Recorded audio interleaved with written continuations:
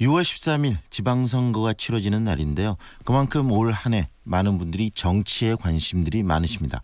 좀 더 살기 좋은 나라를 만들기 위해서도 정치가 얼마나 중요한지 작년에 촛불 집회를 통해서 많은 또 국민들이 깨닫기도 했고요. 내 삶을 바꿔줄 수 있는 것이 진정한 올바른 정치다 이런 생각들을 하시게 될 겁니다. 지금 어제 저희들이 더불어민주당 광주시당 위원장과 인터뷰를 했고요. 오늘은 국민의당 광주시당 위원장 인터뷰 준비되어 있습니다. 최경환 의원 연결돼 있습니다. 안녕하세요, 의원님. 예, 안녕하세요. 최경환입니다. 네, 작년도 참 쉼 없이 열심히 달려오셨는데요. 올 한 해도 열심히 또 보내셔야 될 것 같습니다. 이 청취자분들께 새해 인사 해주시죠. 예, 우리 지난 한 해 대통령 탄핵 또 대통령 선거 우리 광주 전남 시도민들께서 참 수고가 많은 한 해였습니다. 네. 올해는 우리 광주 전남을 돌아보는 한 해가 되었으면 좋겠어요. 네. 마침 지방선거도 있고 훌륭한 인물들을 뽑아서 지역 발전에 큰 계기를 마련했으면 좋겠다 이렇게 생각합니다. 네. 지역 발전의 새로운 계기가 되는 2018년이 되면 좋겠다 이런 말씀이신데요. 2017년 참 정치적으로도 격동의 한 해가 아닌가 싶습니다. 5월에 조기 대선이 치러졌고 문재인 정부가 출범해서 이제 한 해를 넘기게 됐는데요. 문재인 정부의 1년 2017년 평가 한번 하신다면 어떻게 하실까요? 예, 대체적으로 잘해왔다는 평가들을 하고 있는데 저도 거기에 동의를 합니다. 네. 특히 이제 권위주의적인 태도들을 벗고 소통에 성공하고 있다고 보고요. 또 적폐청산 이런 부분에 앞장선 것도 평가를 합니다. 네. 다만 이제 경제 문제에서 이제 최저임금 인상에 따른 중소기업, 자영업 대책이나 정치 문제에서 이제 여소야대 전국이지 않습니까? 네.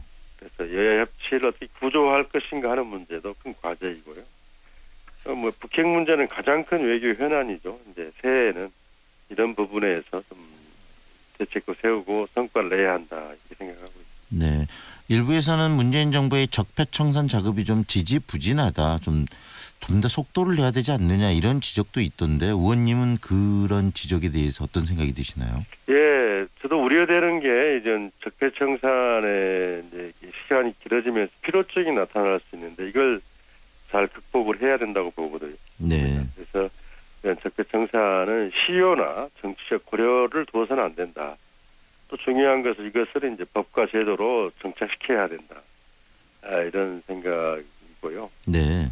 그런 점에서 우리 이제 문재인 정부가 단호하게 이렇게 여러 가지 의혹들 해명되지 않은 의혹들에 대해서 단호한 태도를 갖는 게 중요하고 또 필요한 부분은 국회와 협력해서 법을 만들고 제도로 정착시킨 노력도 같이 병행해야 된다.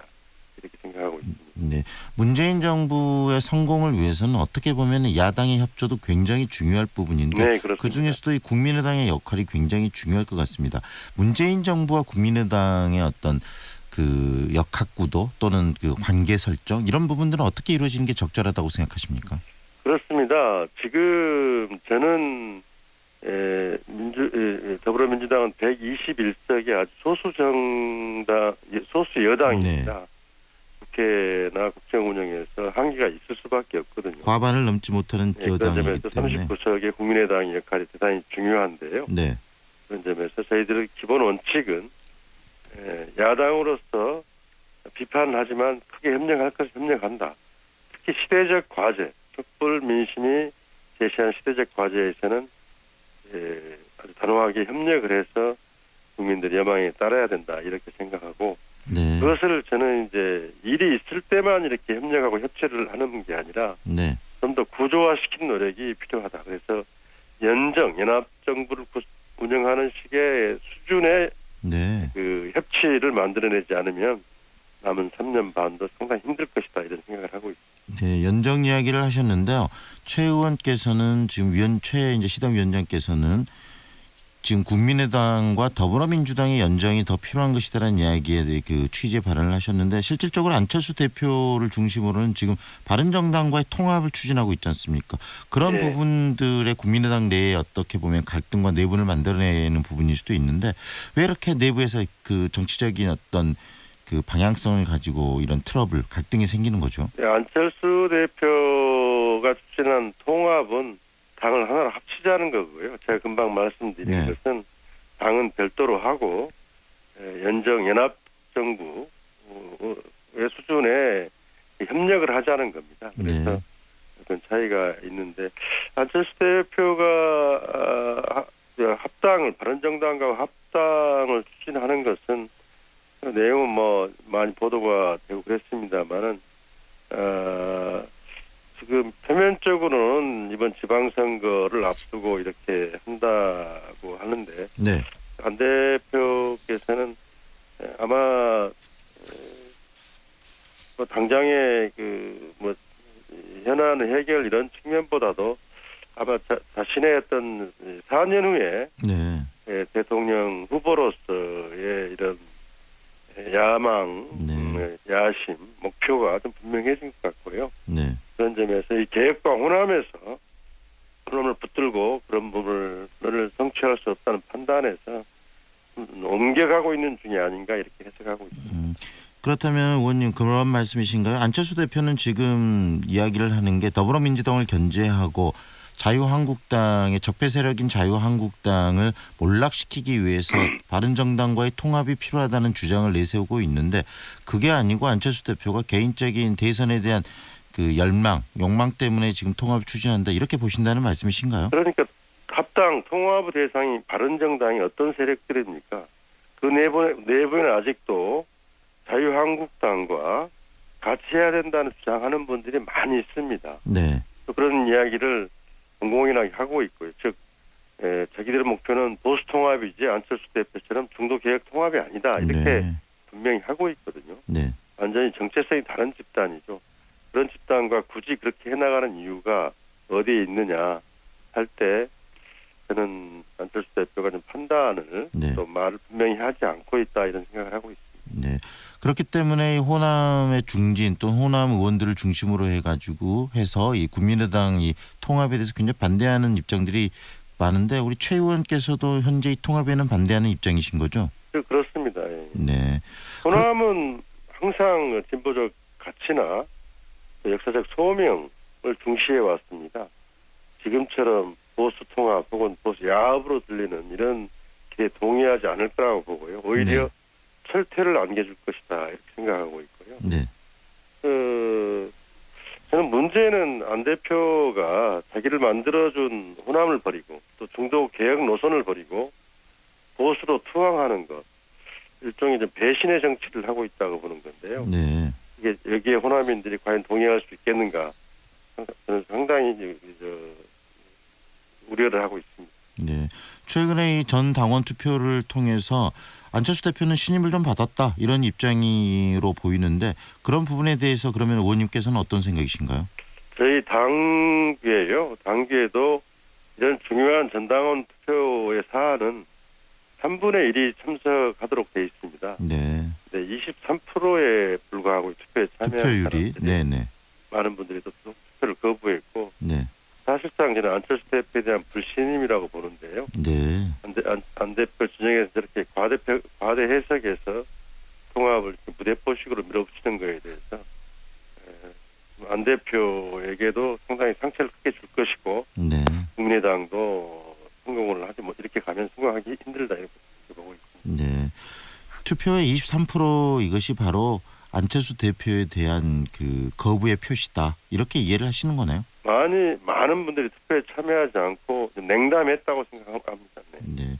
그렇다면 이 국민의당의 방향성 그 좀 전에 앞으로 문재인 정부의 그 성공적인 그런 정책들 우리 대한민국을 긍정에 있어서 그 이런 연정 뭐 이런 부분도 일부 필요하다는 말씀을 하셨는데 국민의당의 지지율을 그러면 높이고 이 호남의 어떤 정체성을 살리면서 제3당의 역할을 제대로 하기 위해서 가야 될 방향성은 어디에 있다고 보십니까, 의원님? 예, 그렇습니다. 지금 이제 저희들이 국민의당이 결국 호남 유권자들이 만들어줬는데요. 제3당 다당제 구도를 만들어줬습니다. 네.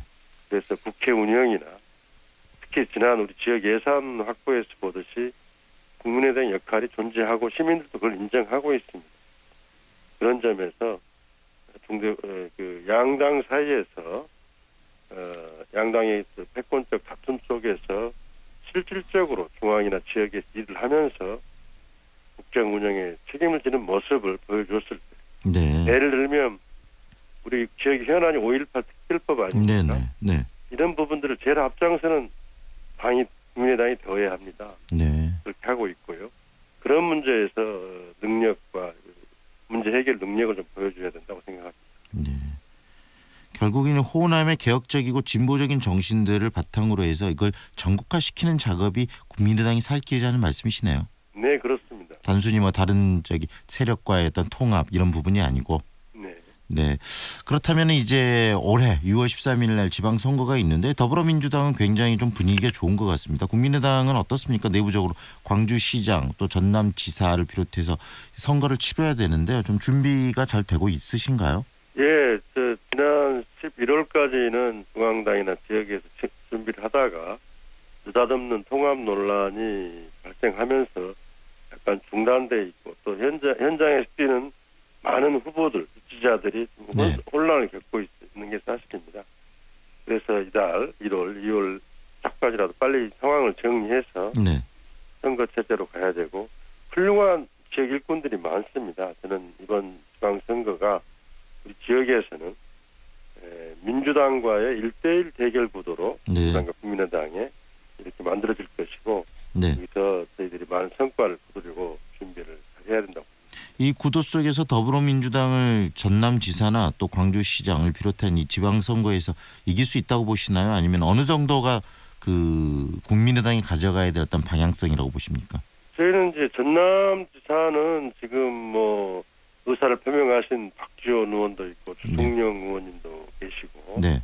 여기 광주시장의 경우에는 박주선 국회 부의장이나 장병환 산자위원장이나 네. 김동철 원내대표나 이렇게 훌륭한 네. 의원님들이 지도자들이 많이 있습니다. 그래서 대결 구도가 만들어지면 절대 원사이드 게임은 아닐 것이다. 거기서 국민의당의 필요성과 그 존재유의를 아시는 유권자들께서 네. 시도민께서 좋은 선택을 해주실 거라고 생각하고 있습니다. 방금 이렇게 언급하신 분들 이름들을 봤을 때 상당히 중량감 있고 정치적으로 오랜 경험이 있는 분들이시네요. 네, 아직 무대에 등장하지 않았을 뿐이지 네. 충분히 민주당 후보들과 결혼 후보들이라고 생각합니다. 네. 앞으로 2018년도 또 열심히 그 정치적인 어떤 활동들 해주시기 바랍니다. 오늘 말씀 잘 들었습니다. 감사합니다. 네, 감사합니다. 지금까지 네. 국민의당 광주시당 위원장이죠. 최경환 의원과 이야기 나눴습니다.